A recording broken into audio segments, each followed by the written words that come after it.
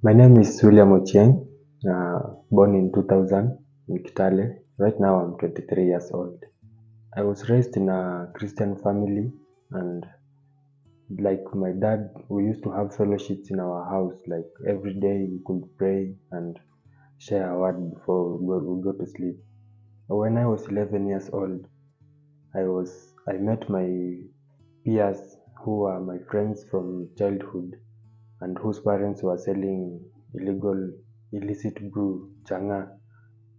They introduced me to it, and after taking changa for the first time, yes, to me it was good, but on the other side, it was not good even for my health. Uh, I went to another school in West Pokot. I was transferred because of lack of performance, and also I had a lot of friends who were not of benefit. So I was transferred to West Pokot. While there, I also met another friend, other friends. You know, you can change the forest, but you can't change the monkey. So I also got into drugs, and I started taking Chavis, the drug that they put under their tongue so that they can feel high. And I continued taking it while because I was staying there.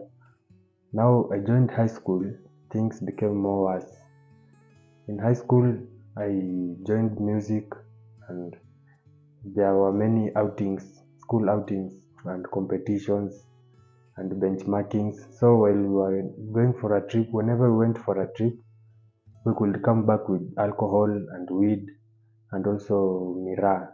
We could chew at night because during the daytime you could easily be caught.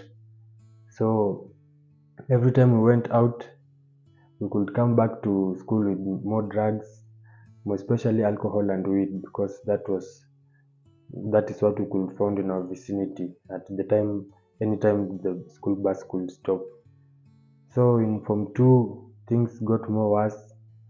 We were engaging in theft cases. We could break into boxes of our friends, steal their valuables and sell them so that we can also buy drugs. In Form 3, I decided that it had gone too much. So I wanted to tell my parents because even my other friends could tell me that my parents know I take drugs, and my own parents never knew because they were God-fearing parents and they couldn't expect their son to be such in, in darkness. So I decided to tell my dad. I told him that, this son of yours, the way you see him is not the way he is because he takes drugs, and while with him, I could like be the most holiest person and the most purest person because I never wanted him to know or to realize that I take drugs. So I told him, he told me that he could beat me up, but he told me that now that I've taken a step to tell me, what I will help you is to pray for you and encourage and tell you to change because you are destroying your future. He advised me and I promised him to change.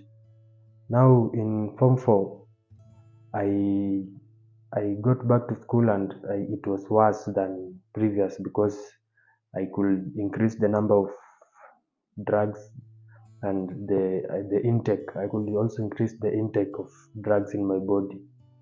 After finishing high school, I joined a technical college in Karen, Nairobi, and there I also met people from different backgrounds. And I can say I was a father of sin now that I knew how drugs could be ferried in school. I had the experience from high school. So in college, now that there's some kind of freedom, I could influence more friends, girls and boys to take drugs, even the first timers. I was part of their story. Yeah. So while there, I continued with my studying, but the on the other side, I was like a peddler because I could sell them bang, and also I could organize parties so that people could go and have some fun. Drinks were the most. So one day at around, it was October, I was almost completing my certificate course. I was caught up with my fellow friends. We were four. We were arrested with rolls of banks. There were more than 60 rolls. And we were taken to Karen police station. While there, I tried to call my friends who I thought could help me in my times of trouble, but no one came to my rescue. The last option I had was to call my parents and tell them what was going on. I called them. They were very much disappointed in me because I had promised them like 2 years ago that I'm not doing drugs again. But they were very disappointed, and I felt like I've also let them down. Now, my parents were like, they were almost giving up on me. Then, while in custody, the school sent guarding and counseling department to try and talk to us and understand the main cause why we carry drugs in school. And what we could tell them, it was like for our own personal use. And we never knew that the law says that if you are caught with less than 4 rolls, they can they can pardon you. But more than four, you could be sentenced to 7 years in prison. So I promised myself that once I get out of this place, I need to change. So the school was kind enough they went to talk to the OCS of Karen police station, and she gave us two options before we were released. She told us that it's either you change for the better of your future, or if you don't change, you'll still find yourself behind bars one day. And that after that, we were suspended from school, and when we came back to case with the school, the the disciplinary department told us that if we let you in school, you need to be reporting to the guiding and counseling department every day so that they can monitor our progress and see if we have really changed or not. So me and my friend, we were four, but two of us decided to take the change, and we were going to the department like every day. The head of department could read for us some verses and also encourage us daily. So after now, it was on a weekday. On Sunday, I went to church. That was Mavuno Karen.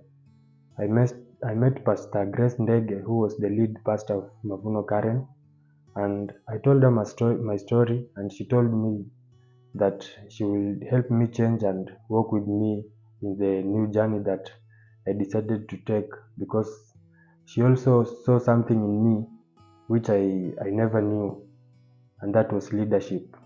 So she she accepted me as one of her own, and she, in fact, took me to pastoral training so that I could train to be a pastor.